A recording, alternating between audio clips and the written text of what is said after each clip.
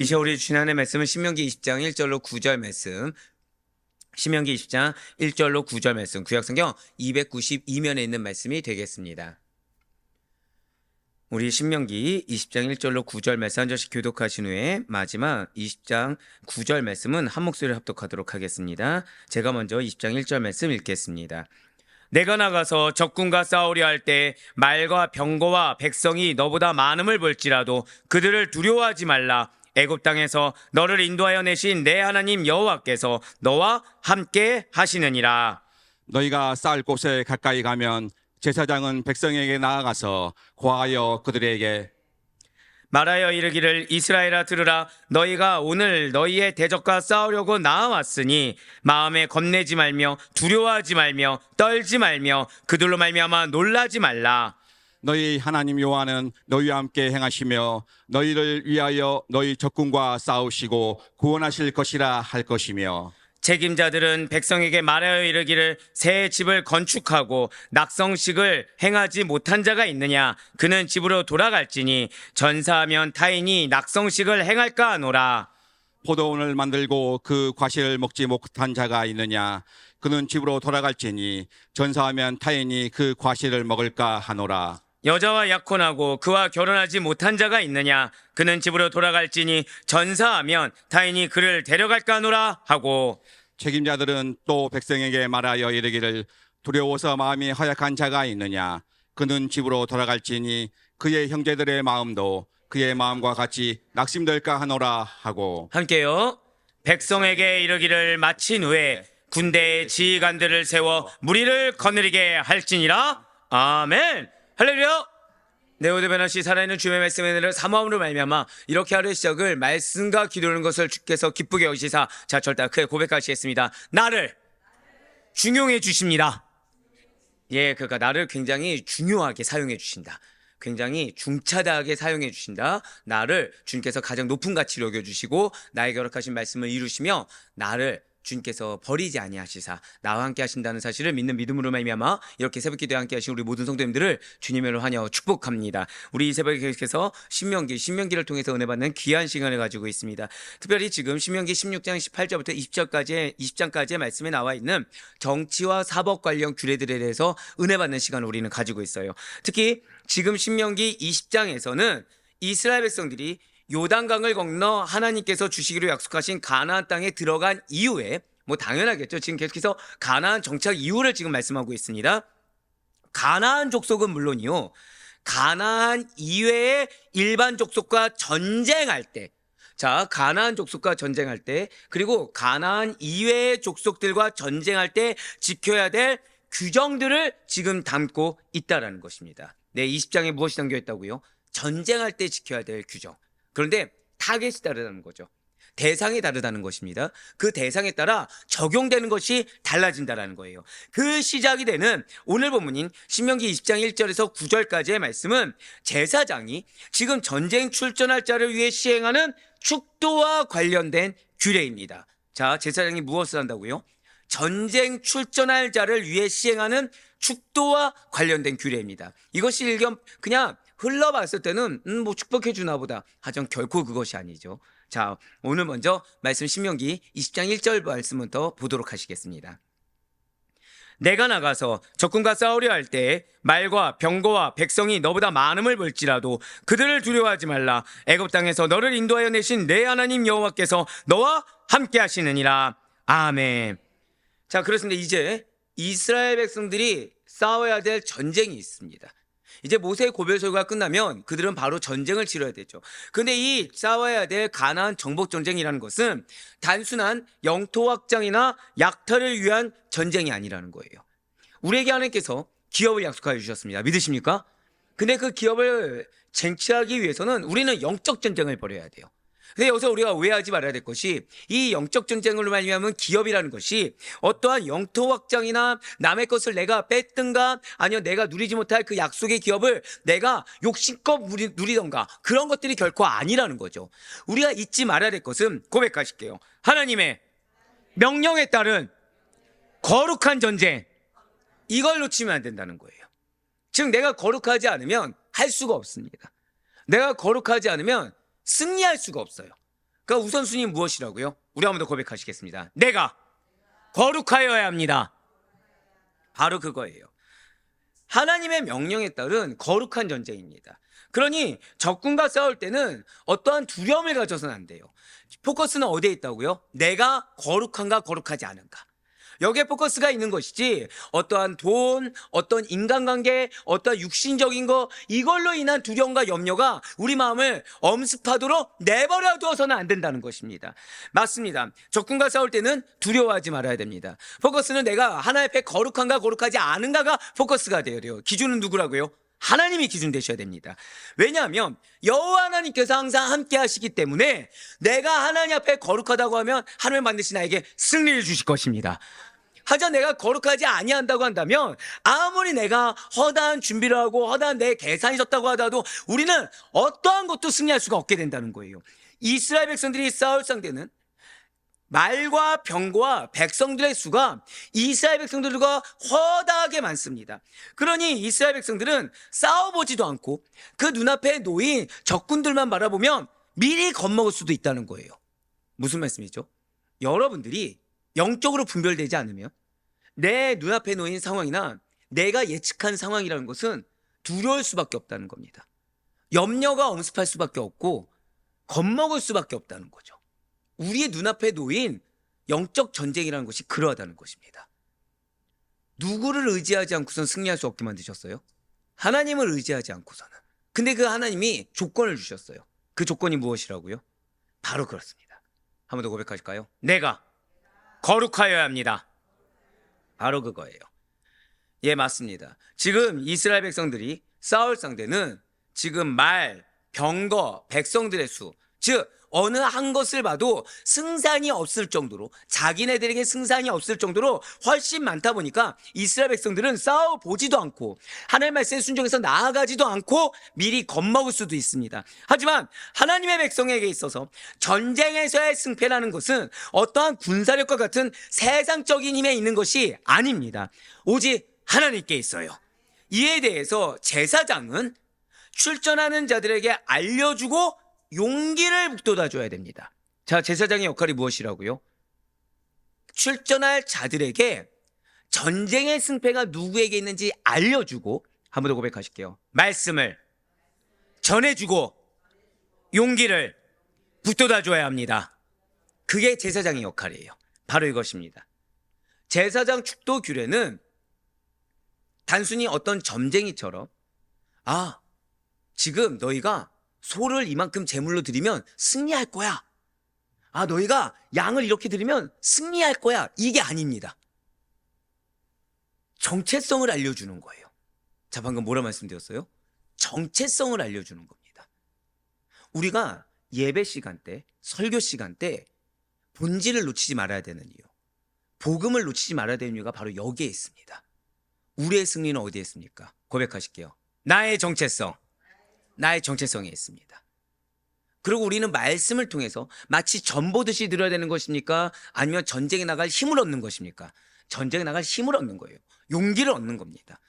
말씀에 순종해서 내가 거룩하여지면 하나님이 반드시 승리 주실 것이다. 그 확신은 누가 갖는 것입니까? 확신을 갖도록 도와주고 그 확신은 내가 갖는 것입니다.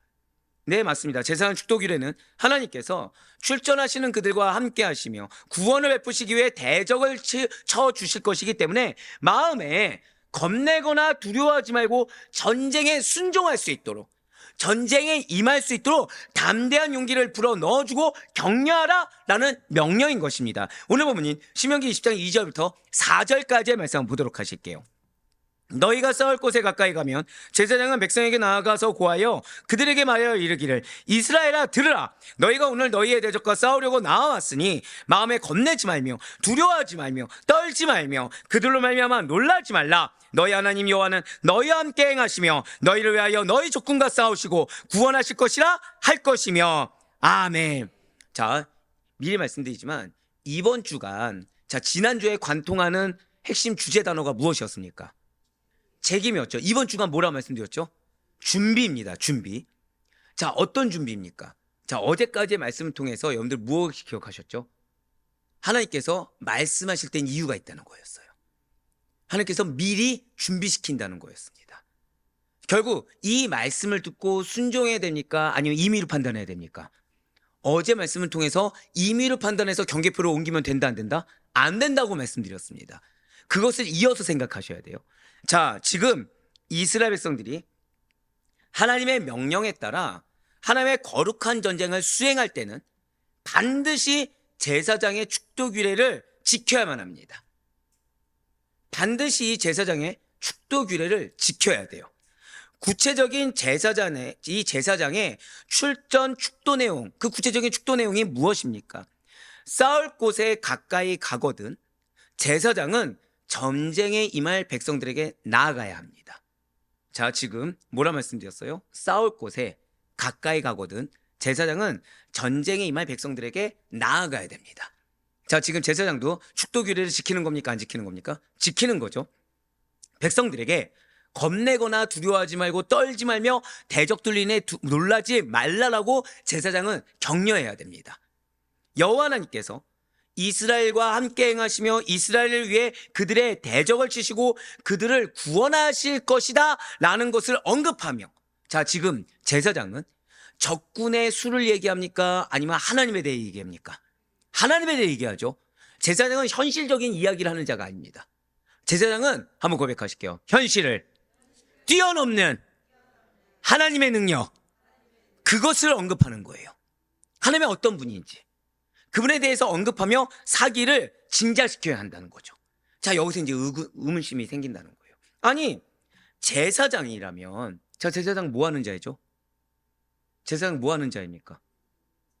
아니요, 그냥 여러분들 그냥 깊이 있게 생각하지 마시고, 제사장 뭐 하는 자입니까? 제사 드리는 자. 예, 제사장은 제사를 드리는 자죠. 어디서 제사 드리죠? 성전에서. 근데 지금 뭐라고 나왔어요? 나가라고, 그쵸?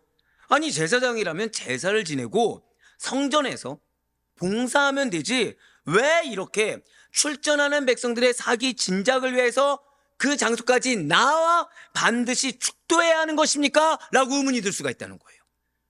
자, 제사장의 역할은 제사를 드리는 겁니다. 성전과 성막과 관련된 일을 하는 일이죠. 그런데 지금 제사장에 뭘 요구했어요? 전쟁하는 곳에 나와서 사기를 진작시켜라.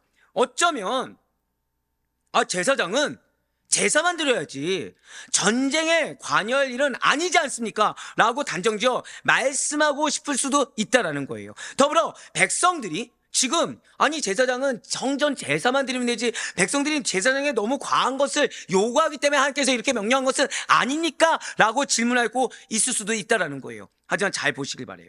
지금 제사장이 앞서 말씀드린 대로 전쟁에 출전하는 백성들에게 축도하는 장소는 성전이 아닙니다. 오늘 본문인 신명기 20장 2절 말씀을 다시 한 번 더 보시길 바라요.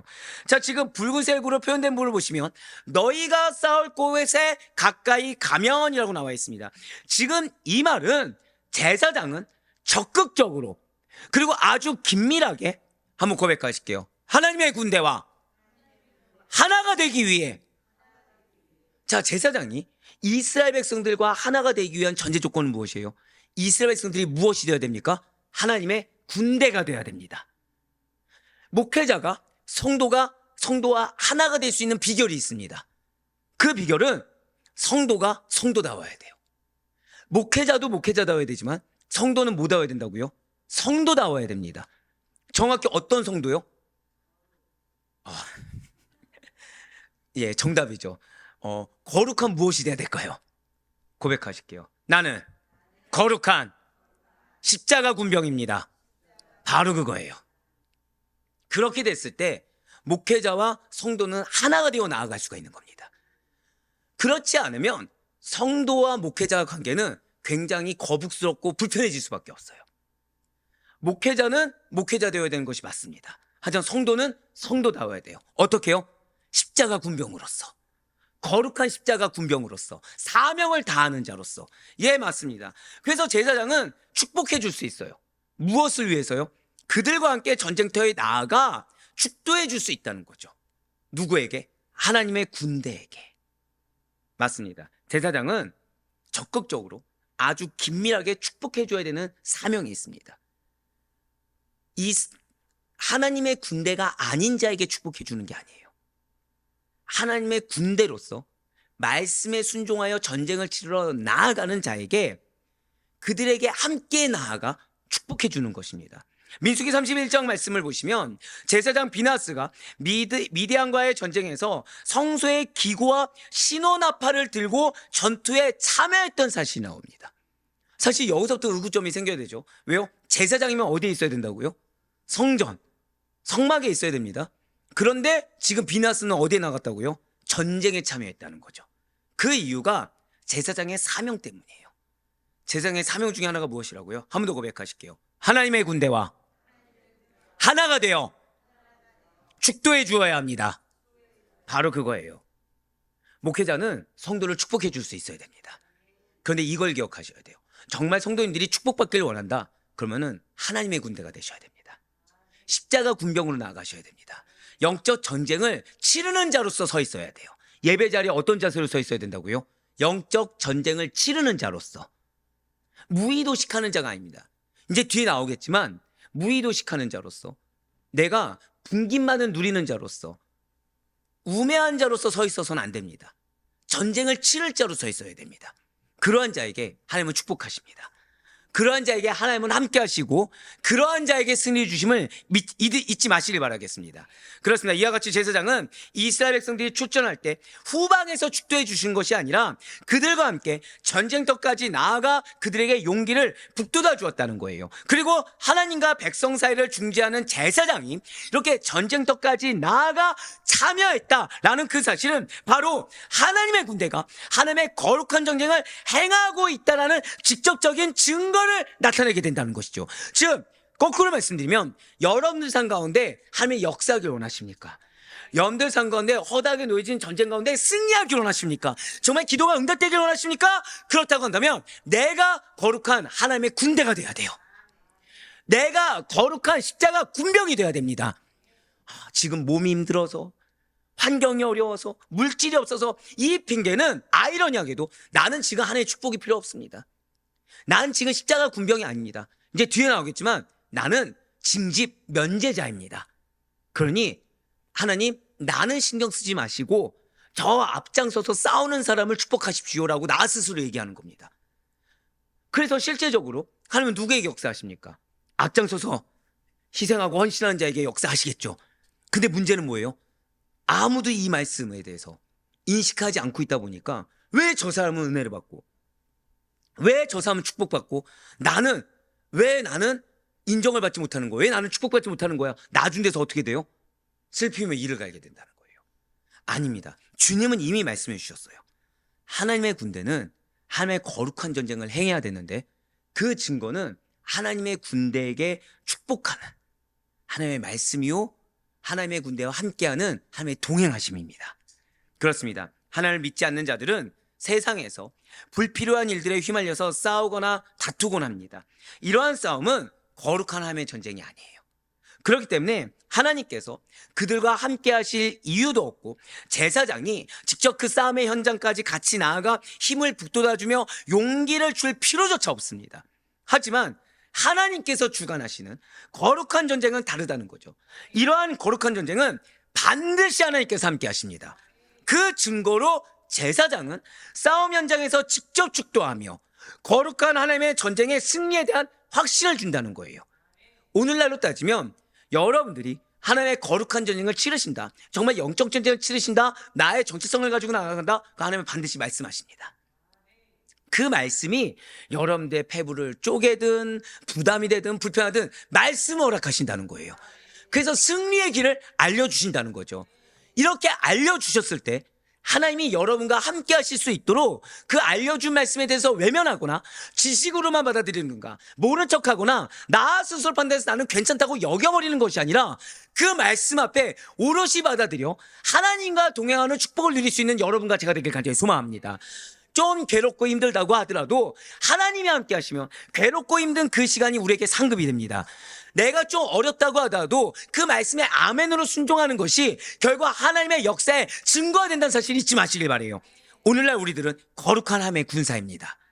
그러한 저희 여러분이 그냥 세상에서 흔히 있는 어떠한 잡음이나 무가치한 싸움, 시시비비나 어떠한 인간의 탐욕과 관련된 싸움이 아니라 의로운 영적 전쟁을 수행하는 동안에 하나님께서는 여러분과 저와 항상 함께 하시며 우리의 영원한 제사장이신 예수님께서 늘 여러분들의 그 현장에 직접 동행하시고 말미암아 용기를 불어넣고 계시는 사실을 기억하시길 바라요.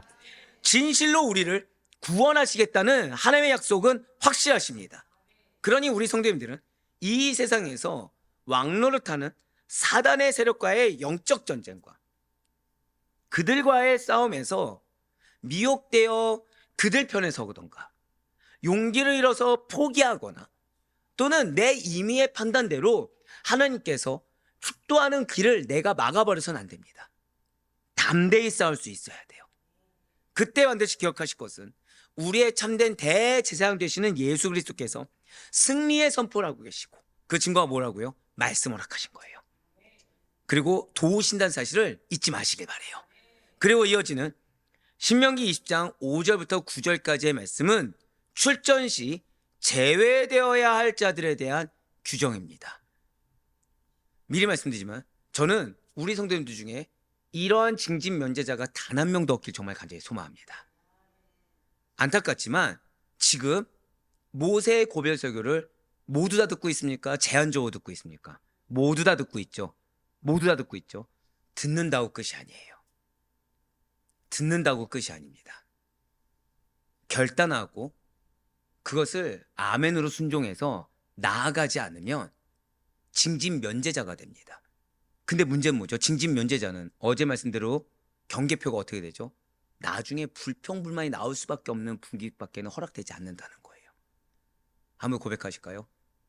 말씀을 주실 때가 은혜입니다. 한 번 더요. 싸울 수 있을 때가 기회입니다. 이걸 기억하셔야 돼요. 그렇습니다. 책임자들의 임무는 군사들을 징집하는 것이 아닙니다. 지금 자, 뭐라 말씀드렸어요?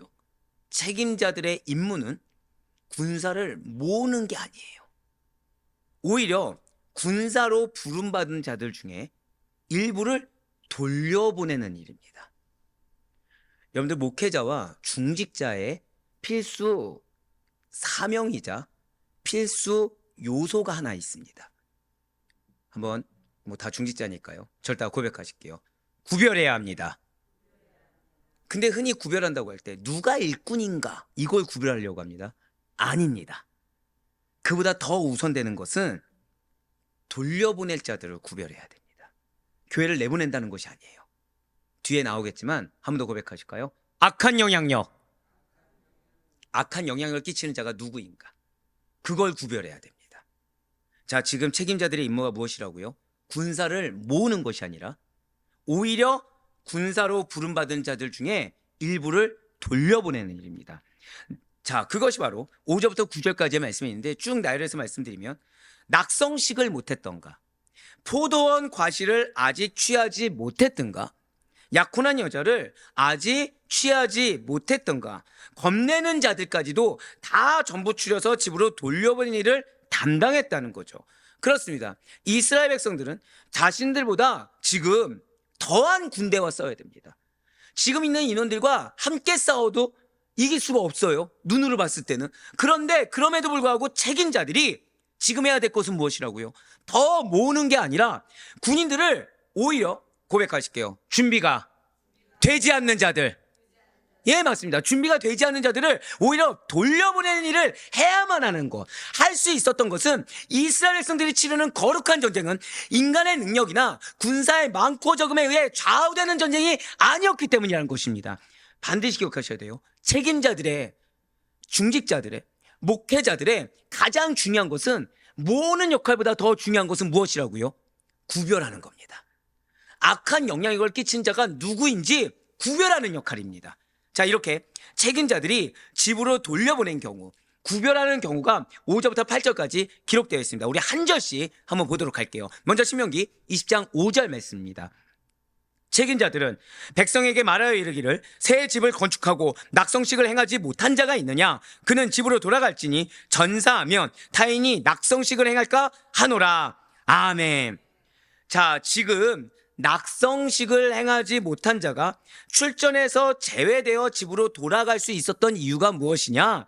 만일 그가 죽으면 다른 사람이 그 집을 차지하게 되기 때문이다 라고 말하고 있어요. 그렇습니다. 낙성식은 단순히 새로 지은 건물을 하나님께 바치는 의식만이 아닙니다.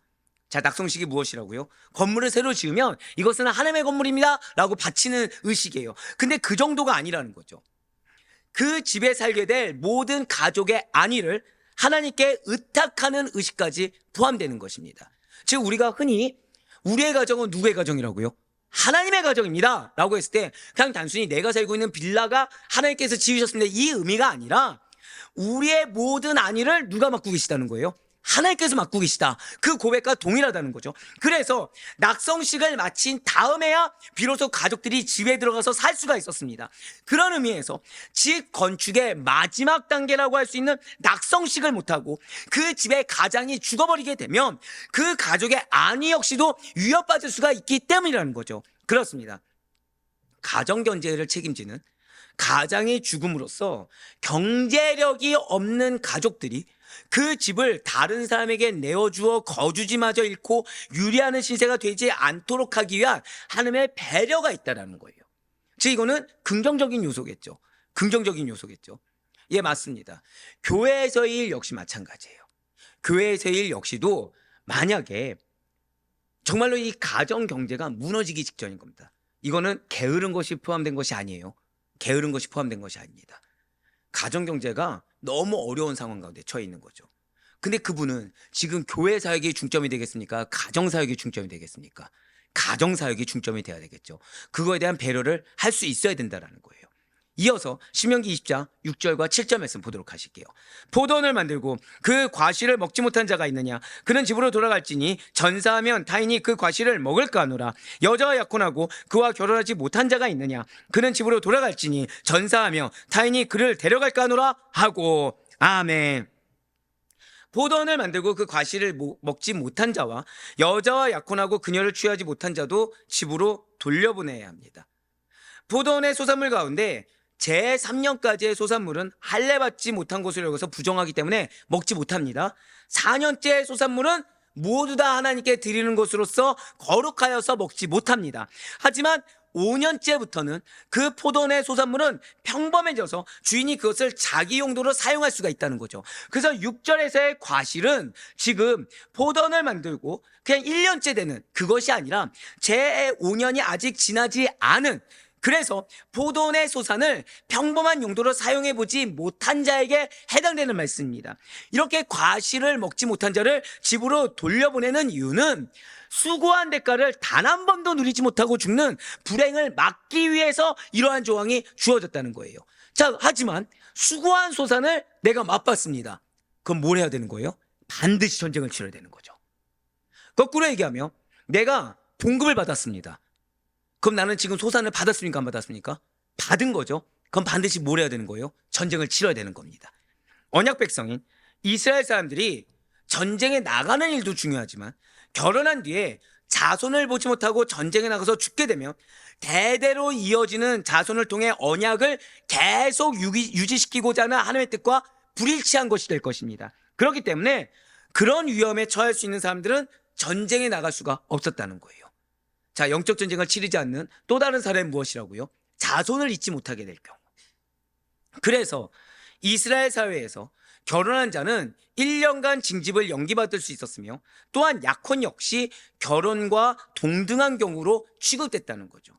즉 지금 6절과 7절의 말씀 같은 경우에는 내가 수고한 대로 그리고 하나님의 약속에 계승을 잇는 데 있어서 어떠한 저해 요소가 있을 때는 계승이 우선이 되는 거고, 그리고 수고한 만큼의 분깃을 하나님께서 먼저 누릴 수 있도록 허락해 주신다는 것입니다.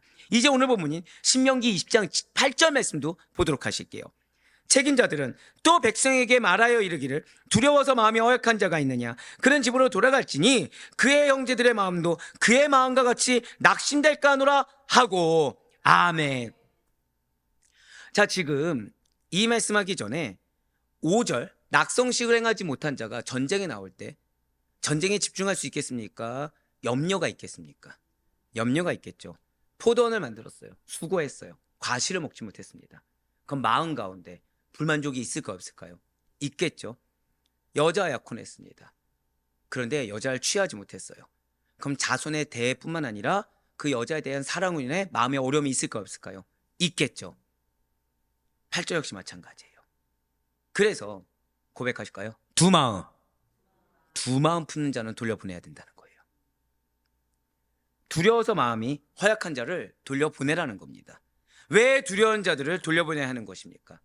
여호와의 전쟁에 믿음으로 참여하지 못하고 이 가나안 족속들의 외형적인 전력만을 보면서 겁을 내는 자는 차라리 없는 편이 이스라엘 전체 군대에 있어서 유익하다라는 겁니다.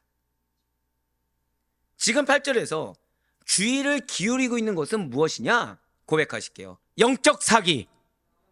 바로 그거예요. 거룩한 전쟁을 치러야 할 여호와 전체 군대의 사기입니다. 제가 가정에서도 그렇고 제가 이제 보통 어떤 단체에서 CS 교육이나 할 때 가장 중요하게 여기는 것 중에 하나가 뭐냐? 해답이 없는데 나한테 해답이 없어요. 문제만 제기하는 사람들의 입술을 가급적이면 닫아야 된다고 얘기를 합니다. 왜죠? 영적 사기를 진작시키긴커녕 오히려 사기를 저해하기 때문이에요. 자, 방금 뭐라 말씀드렸어요? 문제를 지적하지 말라는 게 아닙니다. 항상 드리는 말씀 있죠. 누군가에게 문제를 보게 하셨어요. 근데 왜 보게 하셨다고요? 그걸 누가 책임지라? 본자가 책임지게 하기 위해서. 본자가 책임지게 하기 위해서. 그런데 보통 공동체 안에는 꼭 그런 분들이 존재합니다. 칼날같이 문제 제기는 잘해요. 답을 줄까요, 안 줄까요? 답은 없습니다. 그냥 문제만 제기하는 거예요. 그러면서 회사든 가정이든 교회든 전제에서 나아가게 하게 합니까? 그냥 멈춰있게 합니까? 사실 멈춰있는 것처럼 보이지만 퇴보하게 하는 거거든요. 지금 오늘 이 8절 말씀이 바로 그 말씀입니다. 지금 중요한 것은 모든 공동체는 그냥 이게 무모한 사기를 얘기하는 것이 아닙니다. 하나님을 믿는 믿음의 사기를 얘기한다는 거죠. 그래서 앞서 말씀드렸죠. 전쟁은 지금 어떤 전쟁에 포함된다고요? 탐욕, 인간사 아닙니다. 하나님께서 명하신 거룩한 전쟁일 경우인 것입니다. 즉 공동체가 여러분들의 가정 공동체가 예를 들어서 가정 예배를 드리기로 작정했어요. 가정 예배를. 근데 누군가는 예배를 드리는 데 있어서 반대할 사람들을 이렇게 얘기하는 겁니다. 반대할 사람들. 끝냈어요. 그러고. 예를 들어서 남편도 반대할 것 같고 이런 트러블이 있을 것 같고 이런 집안 분위기가 어려울 것 같고 이러고서 끝내버렸습니다.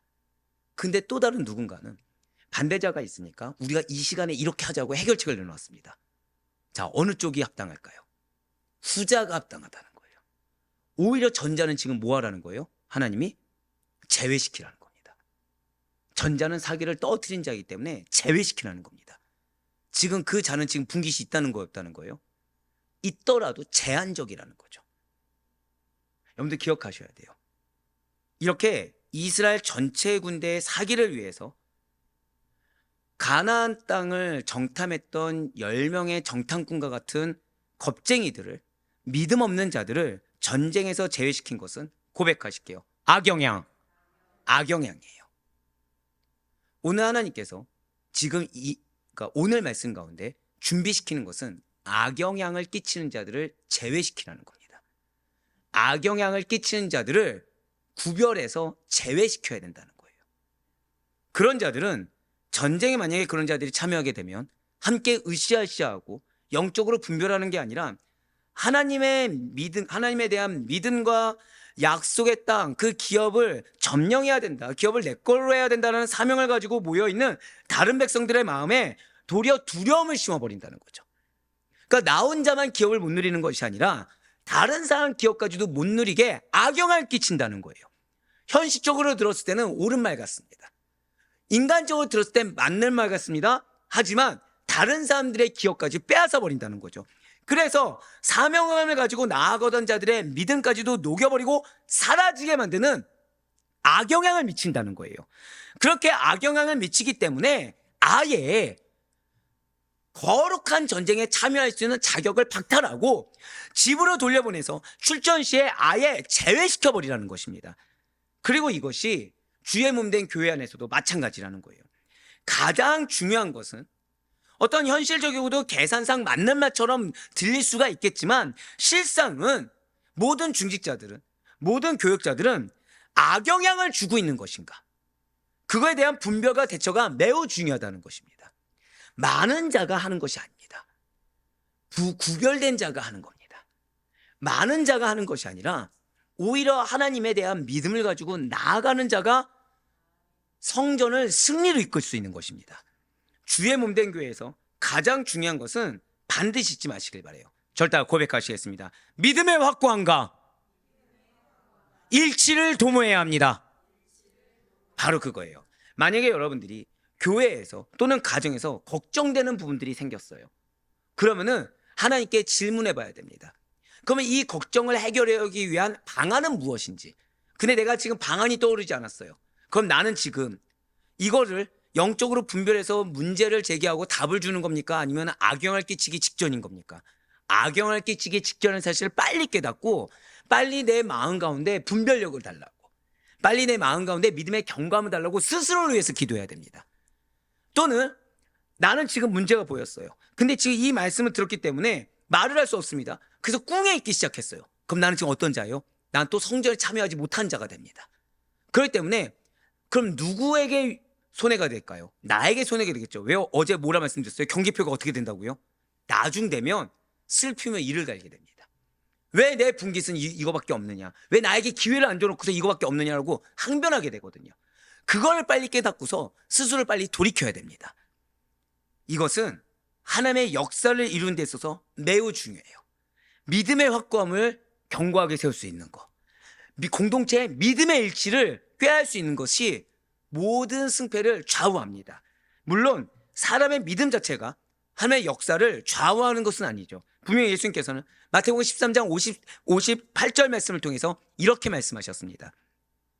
그들이 믿지 않음으로 말미암아 거기서 많은 능력을 행하지 아니하시니라. 아멘. 자, 지금 이 구절의 강조점은 예수님께서 사람의 믿음 없음을 보시고 능력을 행할 수 없었다라는 것이 결코 아닙니다. 백성들의 믿음 없음을 보시고 예수님께서 능력이 많으심에도 불구하고 행하지 않으셨다는 거예요.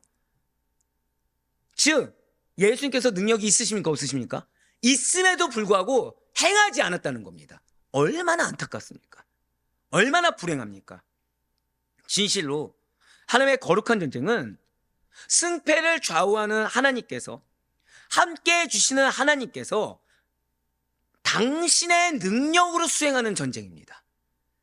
그렇기 때문에 우리는 지금 내 눈앞에 놓인 이 영적 전쟁, 이 전쟁이라는 것이 인간의 전쟁인지 아니면 거룩한 전쟁인지를 먼저 구별해야 돼요.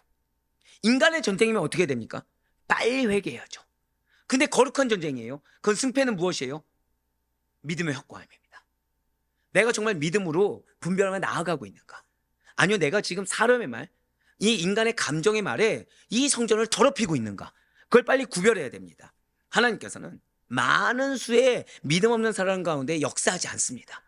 사함수가 아무리 많아도 믿음 없다? 절대 역사하지 않습니다. 소수라고 할지라도, 단 한두 명이라고 할지라도 하나님만을 믿고 자신을 온전히 바친 자들 가운데서 역사하기를 원하신다는 사실을 잊지 마시길 바라요. 그리고 하나님께서는 보란듯이 경계표를 확연하게 구분 짓습니다. 누구에게요? 소수의 믿음 있는 자들에게. 믿음 없는 자들에게는 깨우치게 하시기 위해서 경계표를 누가 보아도 확연하게 줄어들 만큼, 분깃을 나중에 왜 내 분깃은 이만큼밖에 없느냐라고 항변할 수 없을 만큼 줄이신다는 사실을 잊지 마시길 바라요. 지금 이 말씀을 왜 주십니까? 빨리 준비하라는 거예요. 나중 돼서 슬피며 이갈지 말고 전쟁에 참여할 수 있는 것이 기회고 은혜라는 사실을 깨닫고 인간적인 말 뒤에 숨지 말고 인간적인 계산 뒤에 숨지 말고 좀 나아올 때 나아오라는 겁니다. 할 수 있을 때 하는 것이 은혜고 동참할 수 있을 때 동참하는 것이 은혜이며 말씀을 들을 수 있을 때 듣는 것이 은혜라는 겁니다. 미리 말씀드리지만 지금 모세가 이렇게 얘기했다고 해서 이스라엘 백성들 다 들었을까요? 징집 면제자들이 존재했을까요? 존재합니다. 마음에 이런저런 핑계 대면서 결국 이 5절, 6절, 7절 말씀을 다 핑계대면서 실제 이 말씀에 적용되는 것이 아닌데도 전쟁을 회피하는 자들이 존재합니다. 그 자들이 나중에 불평을 늘어났을까요? 안 늘어났을까요? 늘어났습니다. 성경이 증거하고 있어요. 늘어났습니다. 나는 1호에서 이만큼만 동참한다. 경계표가 줄어들었습니다. 그 후손들이 어떻게 해요? 불만을 늘어놓는 거죠. 나는 1호에서 참여할 수가 없다. 지금 이거는 저 앞장서서 싸우는 용사가 많은 저 지파가 해야 된다. 그래서 그 지파가 경계표가 늘어났습니다. 나중에 그럼 참여하지 않은 지파에 대한 불만이 있었을까 없었을까요? 있었다는 거죠. 하나님은 신경도 쓰지 않으셨습니다. 왜요? 이미 용사가 많냐 적냐 이게 중요하지 않았죠. 전쟁 자체가 하나님의 능력에 대한 믿음이었습니다. 그래서 내가 거룩하다. 그건 뭐죠? 말씀에 전적으로 순종하냐 순종하지 않냐 문제였어요. 그래서 앞서 말씀드렸죠. 우리 성도님들 가운데는 징진 면제자가 단 한 명도 없길 정말 소망합니다.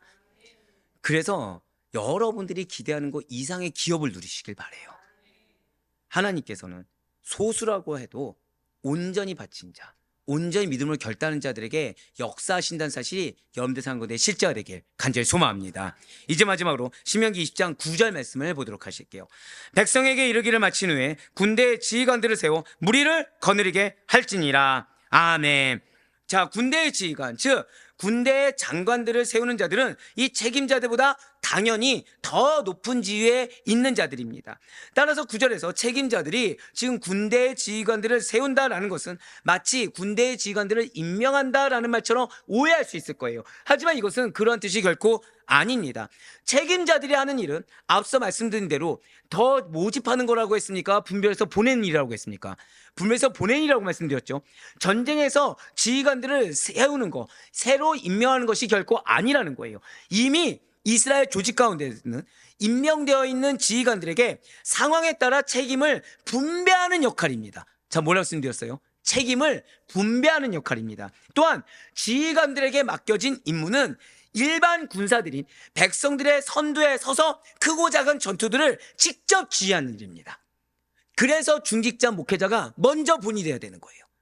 먼저 본이 되어야 되고 거기에 따라 나에게 맡겨진 것이 준비된 자들, 돌려보낼 자들이 아니라 준비된 자들에게 분배하는 역할을 하는 것뿐이지 내가 뒤에 가만히 서서 권리만을 누린 자들, 이 자들은 이미 돌려보낸 자들입니다. 그렇습니다. 사는 성도 여러분들, 진실로 하나님께서는 거룩한 전쟁을 치르기 위해 세심한 관심과 배려하심을 통해 일부 군사들을 제외시켰습니다. 또한 어떤 자들은 자격을 아예 부여하지 않아서 돌려보내셨습니다. 맞습니다. 여기에는 그들의 기본 권리를 지켜주시기 위한 목적도 있지만 더불어 싸움에 임해야 될 군사들이 내 집, 내 포도원, 내 여자, 즉 인간적이고도 세상적인 생각으로 인해 싸움에 최선을 다하지 않을 가능성을 아예 배제시키길 원했어요. 즉 아예 그런 자들은 자격조차 없다는 거죠. 바로 여기서 오늘날 믿는 성도가 갖춰야 돼, 십자가 군병이 갖춰야 될 자세가 나옵니다. 무엇입니까? 군사는 자기를 부인하고 최선을 다해 믿음으로 싸워야 된다는 거예요. 내 집, 내 돈, 내 여자, 내 감정, 내 걱정, 내 염려 등을 가지고서는 아예 배제되게 됩니다. 기억하셔야 돼요. 하나님이 여러분들에게 말씀 주신 이유. 그래서 이번 주 첫 번째 말씀이 무엇이었습니까? 도피성이었죠. 도피성이었죠. 현실적으로 볼 때는 이게 가능합니까? 불가능합니까? 전쟁 치른 직후에 거리를 철저하게 계산해 가면서 또 도피성을 지어라. 말이 됩니까? 안 됩니까? 인간적이고 현실적으로 말이 안 되죠. 근데 그것을 왜 하셨다고요? 나중을 준비시키셨죠. 나중에 불이익 받지 말라고, 피해 보지 말라고. 어제 말씀은 어떠했습니까? 또 마찬가지죠. 미리 준비시키십니다. 왜요? 나중에 경계표 줄어들었다고 원망 갖지 말고 경계표를 확장할 수 있을 때 확장하라는 거예요. 마찬가지입니다. 전쟁을 치를 수 있다는 거는 전리품을 누릴 수 있는 기회입니다. 자, 방금 뭐라 말씀드렸어요? 한 번 더 고백하실게요. 전쟁에는 반드시 전리품이 있습니다. 맞습니다. 근데 지금 오늘 하나님께서 무서운 말씀을 주신 게 그 전쟁에 두 마음을 품은 자는 전리품은커녕 아예 전쟁에 참여 권한조차 없다는 겁니다. 그들의 경계표는 반드시 나중에 그 후예들이 불만을 가질 수밖에 없을 만큼 그들은 불이익을 받을 수밖에 없다는 거예요. 하지만 전쟁에 믿음으로 참여한 자들은 왜 나만이라는, 왜 언제까지라는 생각이 들 수는 있겠지만 그 참여한 그 사실로 인해 그들의 분깃은 뭐가 돼요? 당연히 경계표는 확장된다는 것입니다. 그래서 사도 바울이 이와 관련해서 이렇게 선포한 거예요. 디모데후서 2장 4절의 말씀입니다. 병사로 복무하는 자는 자기 생활에 얽매이는 있는 자가 하나도 없나니 이는 병사로 모집한 자를 기쁘게 하려 함이라. 아멘. 이 말씀 기억하셔야 돼요. 우린 다 말로 알고 있죠. 내 삶은 어떤 삶입니까? 영적 전쟁이다. 다 얘기하고 있습니다. 근데 그 영적 전쟁은 나 기쁘게 하려고, 나 만족하려고, 내가 납득하려고 하는 것이 결코 아닙니다. 첫 번째 조건이 무엇이에요? 우리 고백해 보시겠습니다. 나의 생활에 얽매이면 안 됩니다. 한 번 더 고백하실게요. 기쁨의 대상은 내가 아닌, 사람이 아닌 하나님이십니다. 이거 기억하셔야 돼요. 만약에 내가 내 생활에 얽매여 있다, 그러면 나는 지금 징집 면제자가 됩니다. 나는 은혜의 수혜자가 아니라 제외자가 돼버립니다. 그리고 그것은 누구를 만족하기 위해서 하는 거예요? 나를 만족하는 싸움이기 때문에 하나님 역사하지 않습니다. 하나님 절대 함께하지 않습니다. 말씀이 주는 유익과 축복 누리지 못합니다. 오늘 앞서 말씀드렸죠. 제사장은 누구를 축도하게 되어 있다고요? 하나님의 군사에게, 하나님의 전쟁에 참여하는 자에게. 그래서 그 말씀이, 그 축도가 머리에 남았을 수는 있겠죠. 하지만 실제 삶에 임재가 안 되는 거예요. 근데 실제 전쟁에 그 말씀이 쓸 수 있어요. 말씀이 괴로울 수 있습니다. 하지만 그것이 삶 가운데 실제가 되는 자는 하나님의 군사로 서 있는 자들, 하나님의 전쟁에 참여한 자들이 누리는 겁니다. 여러분들 잊지 마셔야 돼요. 지식은 얼마든지 늘어날 수 있습니다. 하지만 이게 정말 내 삶 가운데 실제가 되고 내 삶이 변화가 되는지 아닌지의 시작은 내가 지금 전쟁에 어떠한 마음으로 참여하고 있는지, 또는 내가 지금 전쟁에 참여하긴 한 건지, 이걸 먼저 분별해야 됩니다. 오늘 말씀 준비해야 된다고 말씀하신 거예요. 그러기 위해서 필수 요건이 무엇입니까? 구별하라예요.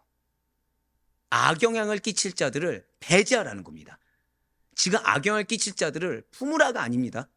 배제하라는 겁니다. 그래서 누구를 위해서요? 고백하실게요. 나를 위해 배제하라는 거예요. 내가 그 악영향에 미혹되어서 내가 받을 분깃도 누리지 못한 자로 안타깝게 전락하지 말라는 겁니다. 하나님은 승리의 전리품을 예배해놨기 때문에 그 전리품을 누릴 자격이 안 되는 자와 함께하지 말고, 얽매이지 말고 나아가라는 거예요. 사랑하는 우리 앞에 성도님들, 우리가 싸워야 할 영적 전투에 있어서 징집 면제자는 있어서는 안 됩니다. 하지만 안타깝게도 나 스스로가 징집 면제자가 되기 위해서 내 생활에 얽매이는 자가 허다한 것이 작금의 현실입니다. 그리스도를 구주로 맞아들인 사람들이라고 한다면 모두가 다 믿음의 선한 싸움을 싸우고 영생을 취하기 위해 하나님께 부르심을 받은 그리스도의 군사라는 정체성을, 그래서 우리만큼은 놓치지 마시길 바라요.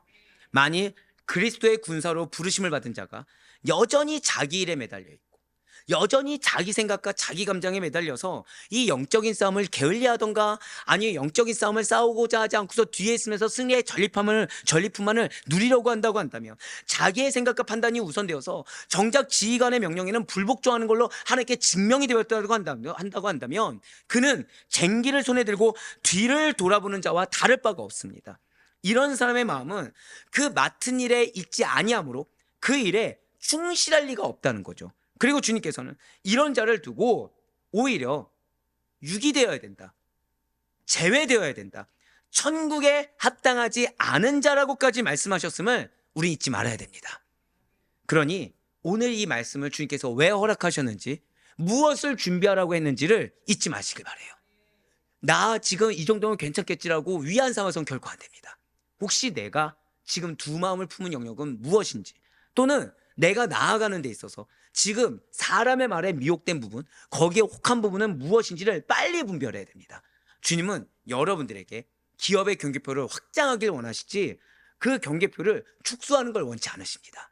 그래 바라옵고 나옵기는 오늘 하루의 삶을 시작하는 우리들의 모든 모습이 징집 면제자로서의 불명예스러운 증거가 되는 삶이 아니라 우리를 부르시고 우리를 구원하사 우리에게 기업을, 그것도 내가 생각한 것 이상의 기업의 경기표를 확장하길 원하시는 하나님의 뜻하심에 그 정체성에 합당하게 그리스도의 군사로서 살아가는 우리가 되시길 간절히 소망합니다. 그래 구별된 여러분들을 통해 염대 속해 있는 공동체가 늘 항상 승리의 열매만이 가득할 수 있기를 주님의 이름으로 간절히 축원합니다.